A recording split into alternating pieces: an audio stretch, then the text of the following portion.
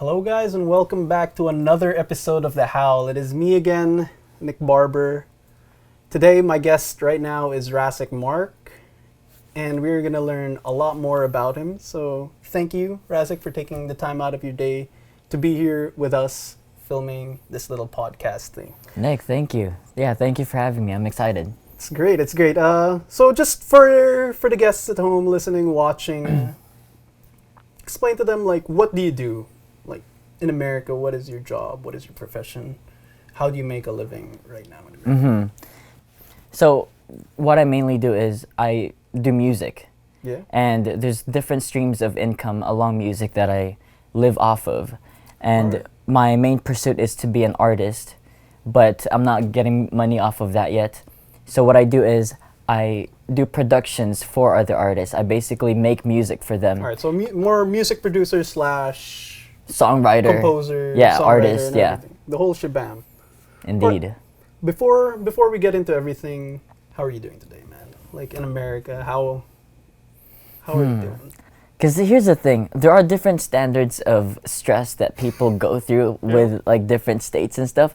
Right now, like the level of stress and the pressure that LA has to give to you, I'm jaded by that. So honestly, I would say I'm fine, but I'm sure if I would stay in freaking Maryland or something, I would be better. You'd be chilling. I'd be chilling. I feel that. Indeed. What is it about music that interests you?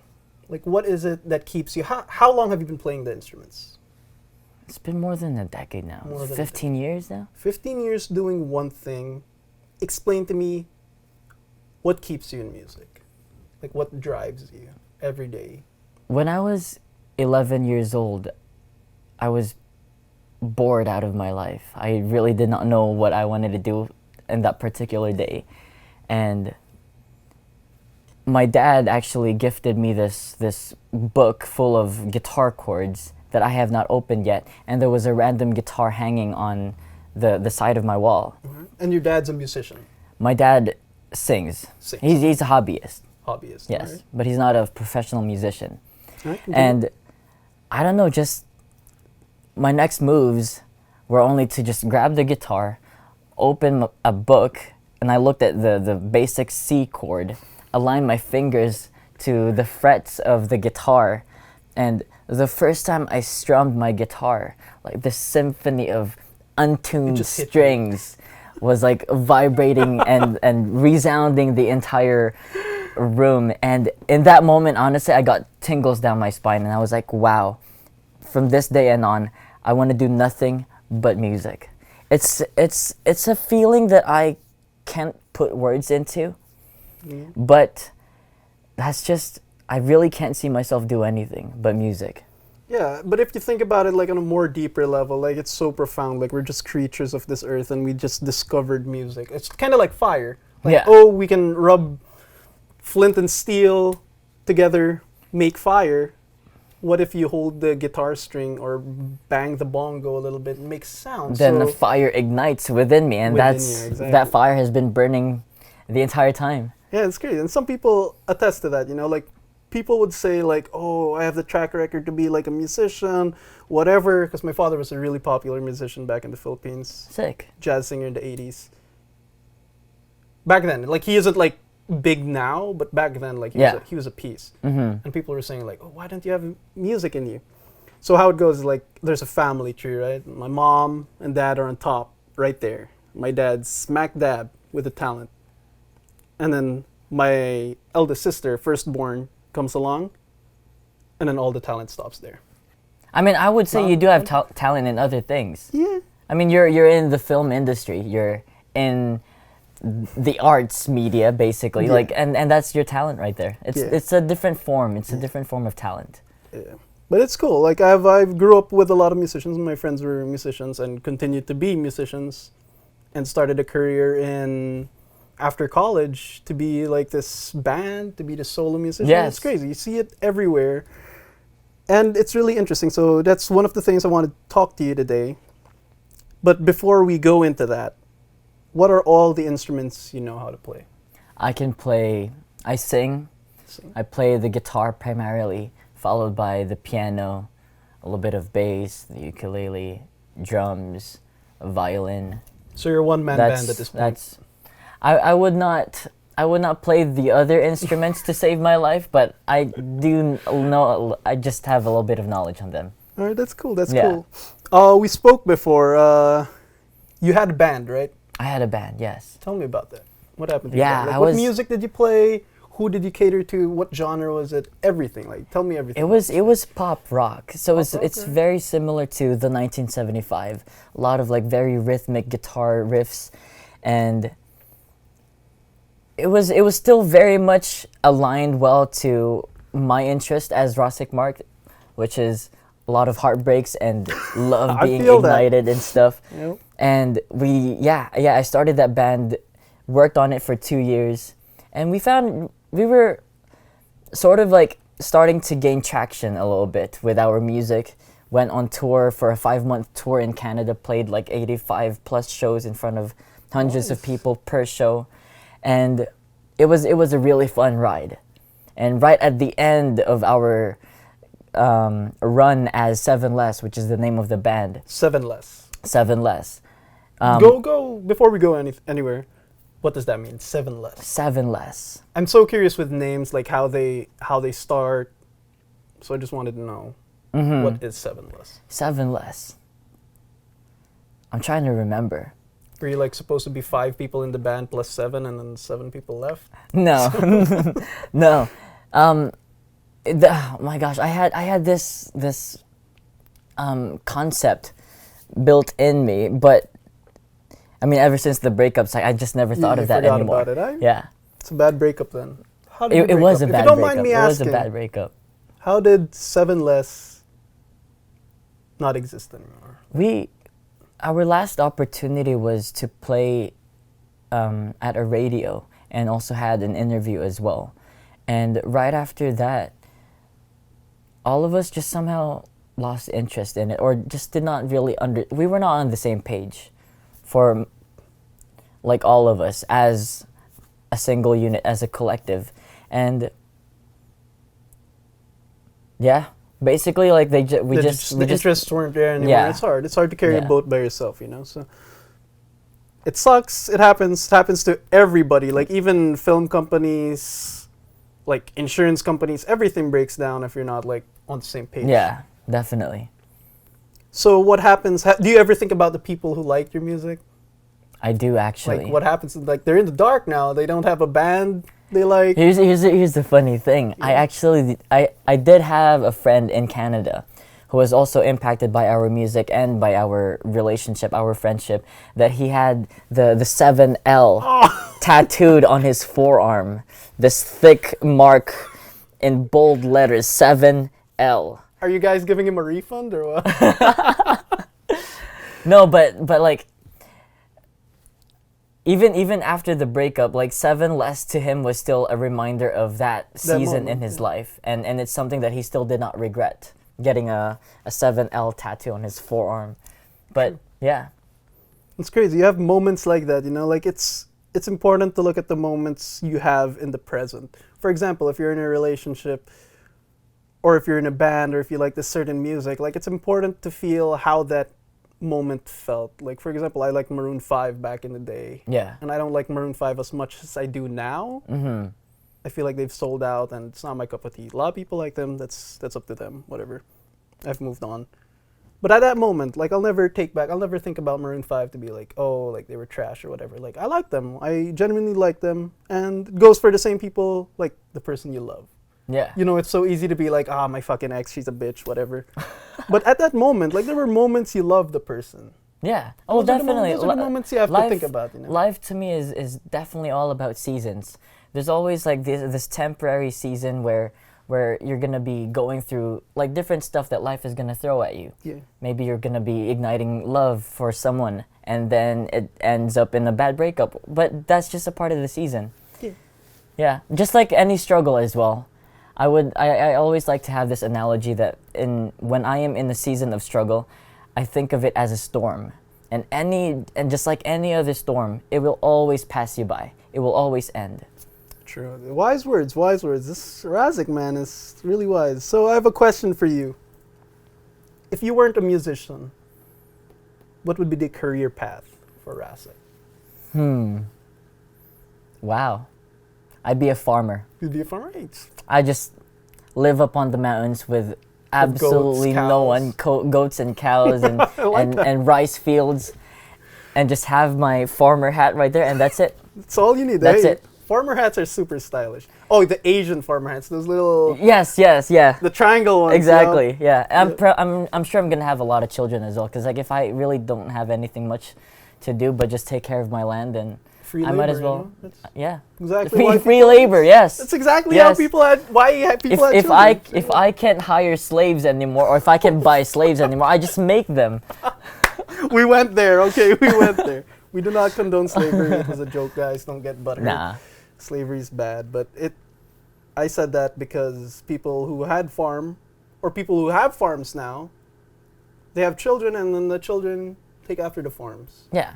So for people who are getting upset about that slavery joke, that was the free labor. It's free labor, okay? With you being a farmer out of music, do you think that a lot of people, this is a weird segue, but do you think there are a lot of people in America or in the world right now stuck in a job they don't want to be in because of the system that they were brought into? Like we were taught to be, we were basically like badgered by our parents to be like a lawyer, to be a doctor, to be all these very professions. Much so. There's a lot of work them. your 9-to-5 job. So you believe that there's a lot of them, honestly. Like most people that I meet are stuck in that, and sometimes like they don't even realize that for themselves. It's a real thing. It really is a real thing, and I mean that was the culture that I was brought into as well. Growing up, it was just all about finishing college to get a degree, so I could use that degree to get a job, and with that job, then I get to buy a house, a car, have a wife, and have a family, and die. But it was something that I really did not see myself doing as far as like the job. But I do want to have a house, of course, and a wife and a family. But the process of doing that, or the calling for me to achieve those things, it's not aligned into the educational system. Yeah. Especially like, let's say here in America, you go to college. I have a friend who's going to film school, and she's going to be like $150,000 in debt. Film school? Wow. Yeah. Where she could be like, we spoke about it, and then we were debating, and there are pros and cons, you know. Like, for example, film school, it's more tailored to be like, oh, you meet these wonderful people who can give you jobs at the end. But if you go to like business school, if you go to law school, if you go to any other school, you're competing with so many people. A lot of them probably, their main thing to be in that profession is because their parents told them so, or because it pays well. Yes. And if you think about it, like, it's just, for me, it's such a flawed concept of like how much people are getting paid and how little people are getting paid. For example, our schools here in America suck. I'm sorry, like colleges suck. My brother we came from the Philippines, right? And school was hard there. Mm-hmm. My brother comes here, he's telling me all these stuff, and I'm like, wow, like the level of education here is so much really different. different. I'm saying, like, if I'm going 180 G's in debt, I want a good ass education. Sometimes, like, when they really talk about education, they're really mainly talking about the paper that is adding to your credentials. Yeah, that would make you, I don't know, like, that would make employers actually want you more just because of a piece of paper. It's not really how you've applied education, how education has impacted you or anything. It's to me, it's just a paper. Yeah, and it sucks. Like, just seeing it in life, you know, like, we're given around 80 years, I'd say, give or take, 80 years on this planet, and most people in America don't leave America. They don't experience other cultures. They don't experience other lives, how the other side lives, or even go across the states. You know, a lot of people especially now in our political climate, a lot of people are bashing different states. President's bashing Boston. Texas is bashing California. California is bashing all these southern states. And I'm like, why do we need to bash each other? Aren't we the United States of America? That's what we're called, but That's what we're called, but we're nothing but, you know. yeah, there's always some division of some sort in every country. It's, but also another thing, it's like I do notice that there's a lot of negativity in this world when it comes to people who just don't act as well. It's always they're always going to be that type of people in every areas of this world. But there's also one thing that I can't ignore as well, is just how beautiful this world honestly is. It really is such a beautiful place. Like even in America, you can be starstruck by the sights you see in America and everything, you know. You go, let alone you go to France. I went to England this year, and it's like just walking around, you see those buildings, and I'm like, it just puts you in a different world, right? It's like, it's crazy, and people. Actually, funny story there about seeing the world beautiful. I got here 2012, and I jumped straight into work like 2 months in, and for 4 years straight, I didn't notice how nice the mountains were. Like when I quit this high stressful sales job I had, I noticed LA. You noticed LA, yeah. And that's me, like, I just got here. Yeah. Like, there are people who are probably, of course, people who probably got here, like, they've had their whole childhood to look up, enjoy the mountains, enjoy the stars, you know. But people who are just working now, I can imagine them, like, not enjoying life or taking it to its fullest because of the pressure. Yeah. Especially in LA, like, everything's so expensive. How do you feel about that? How do you feel about the housing cost? It's a very decisive topic. Like how people are saying LA is expensive to keep people out because a lot of people are coming into LA, actors, immigrants, whatever. So if you say let's keep the housing expensive, it will keep people out of LA. But if you keep it less, more people are going to come in LA. So how do you feel about that? How do you feel about the problem we're in now that we're in LA? I mean, LA is already expensive because of the name that is attached to LA. That's why a lot of people really do want to go here as well, because they wanted to achieve their dreams. Yeah. And which of course affects the economy. Yep. I feel like it honestly is a cycle. If LA is a place of dreams, then a lot of people would definitely want to go here to achieve their dreams.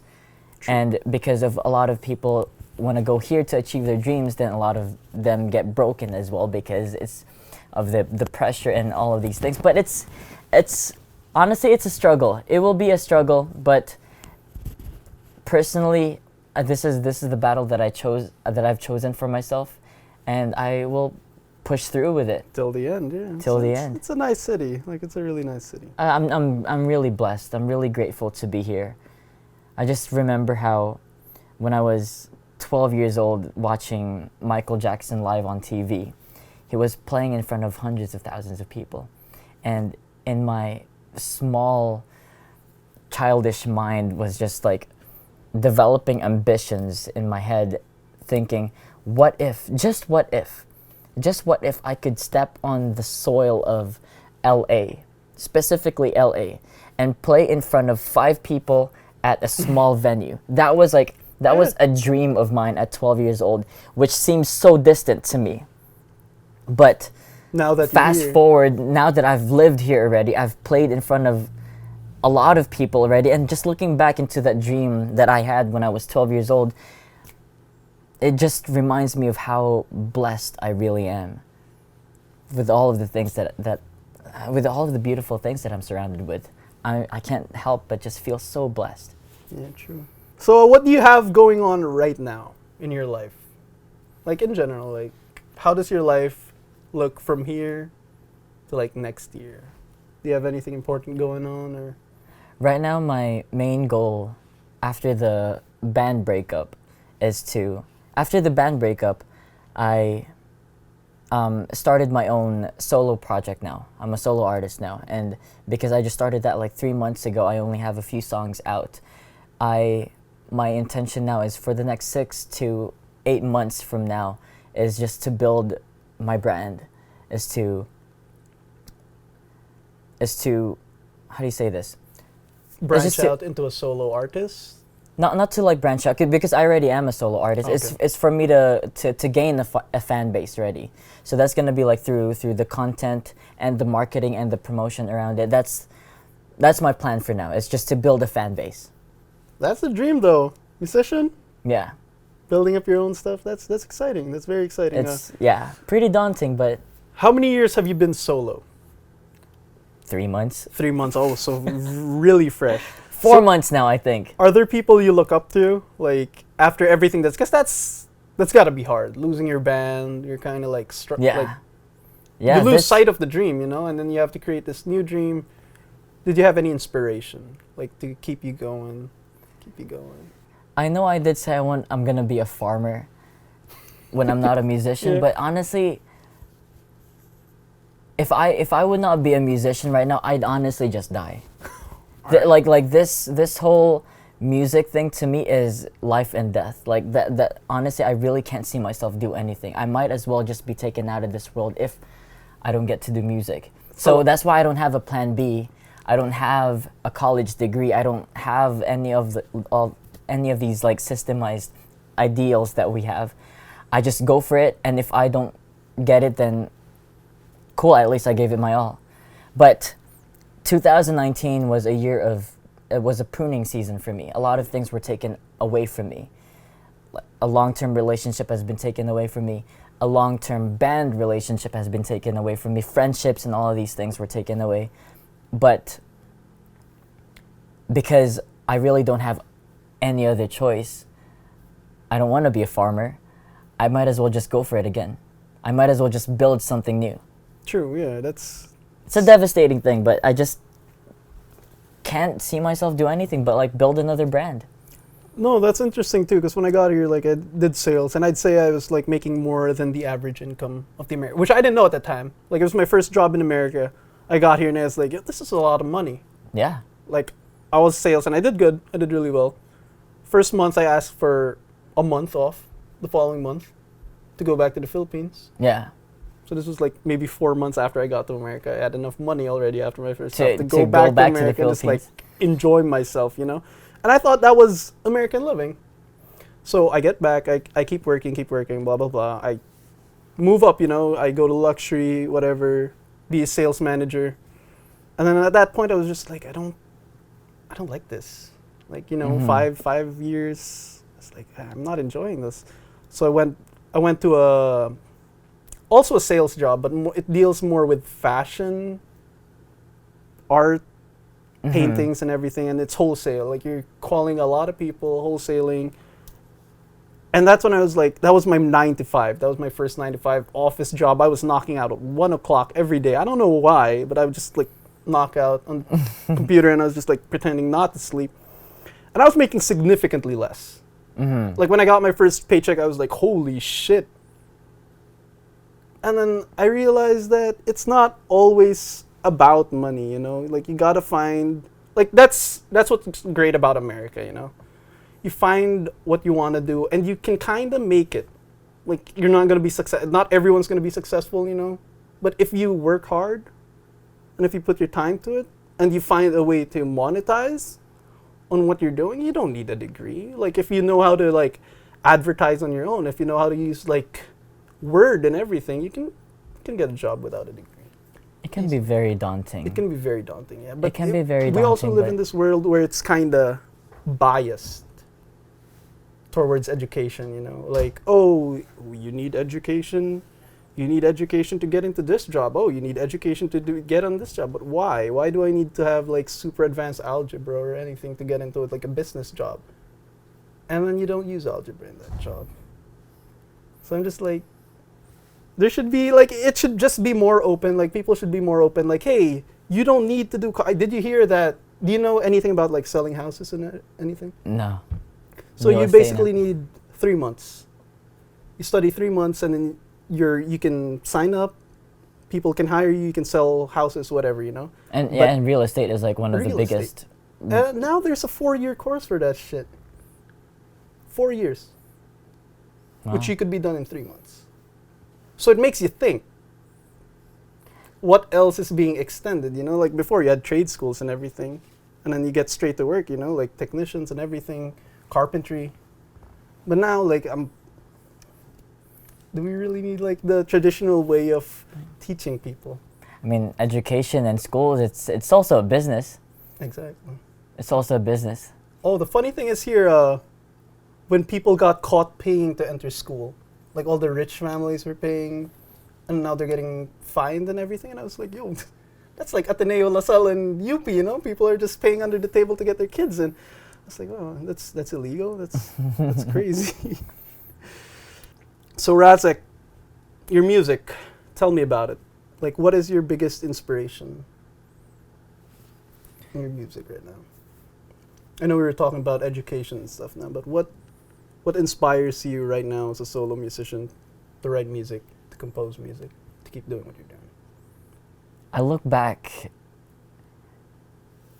into who I was before, and there's this huge difference of who I was 4 or 5 years ago compared to now. And see, here's the thing.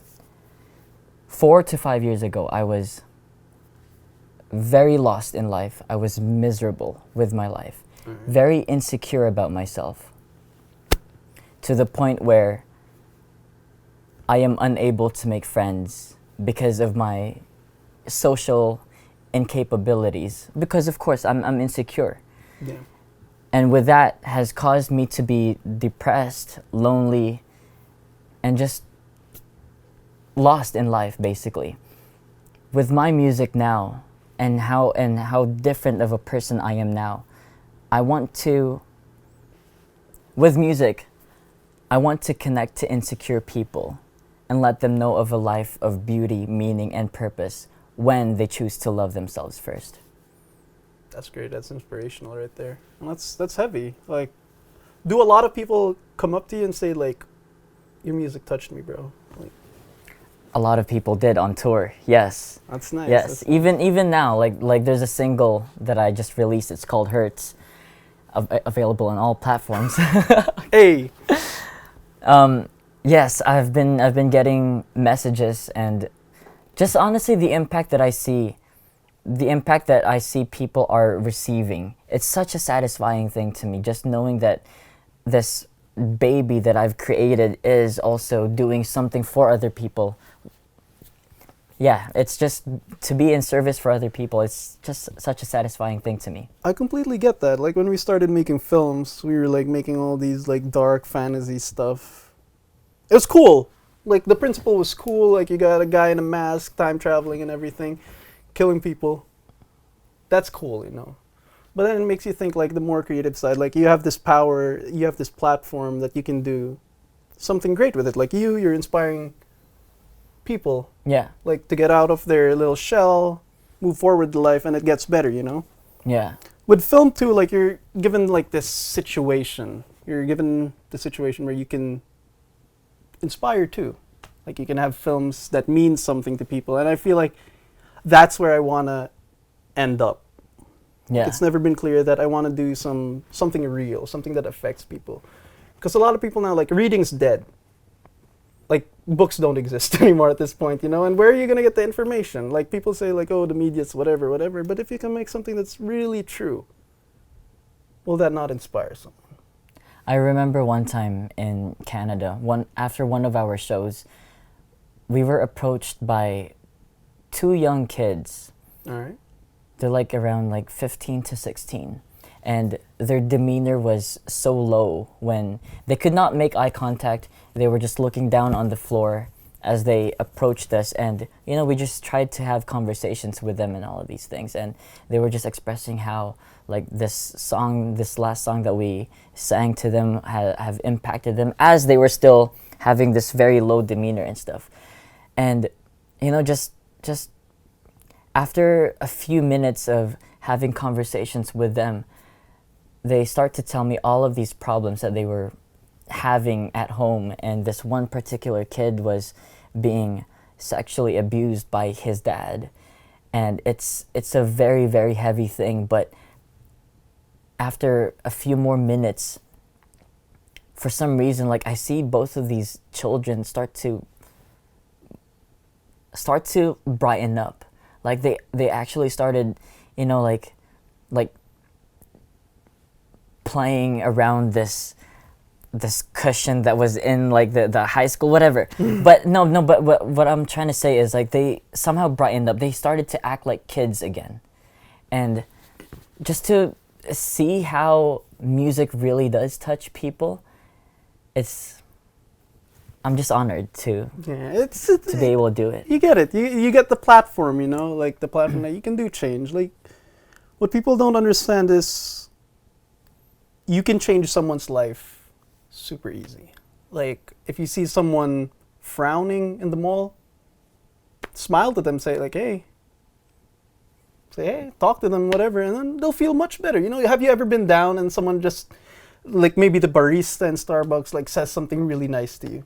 Yeah. And then your mood just... It really does change. Like we're just such shit people now. Like this society we live in, like the phones and whatever, we're not paying attention to what people need, what people want, and you just get led into this place where everyone's fucking shit to everyone. Like here in LA, everyone's honking at each other. Does that make people feel happier? No. No, it just gets people pissed off when you're stuck in the 5 at 6 a.m., 7 a.m., 8 a.m. Like, human connection is very important to me. And I feel like we're in an age where we're just running out of that. So Rasec, I want to thank you. It was great. It was great talking to you. Feel blessed. You have the camera right there. If you want to shamelessly plug anything. Maybe your tour. Shameless maybe your promotion. Shameless promotion. Floor is yours, buddy. Take it away. Nick, thank you so much for having me. Pleasure. Yeah, well, if you want to find me and my music and stuff, it's available on all streaming platforms. You can follow me on every conceivable social media as well. It's at Rasec Marc, RASEC MARC. Again, that's RASEC MARC. His last music video was really good. You guys should check it out on YouTube. Yes, and actually that was a collaboration with Howling Gale Entertainment with Juan. Yes. Boy Juan directed it. They shot this. They shot my music video, so definitely check it out. All right, thank you again. Nick, have a great day, man. Thank you for watching this video. See you guys later.